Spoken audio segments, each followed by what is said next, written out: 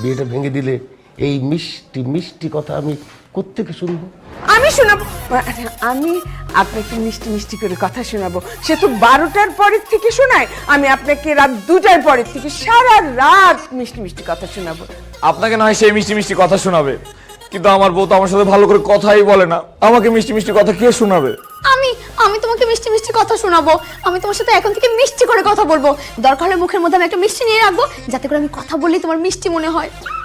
জান, তারপরে তুমি এই বিয়েটা ভেঙে দিয়ে আমাকে মেনে নাও। আমি মেনে নেওয়ার কেউ না, আমার আব্বা যেটা সিদ্ধান্ত নেবে সেটাই। আব্বাজান, ও আব্বাজান, বিয়াই প্লিজ মেনে নেন না। আপনি না মেনে নিলে আমি অনেক কষ্ট পাবো বিয়াই। আপনি কি চান?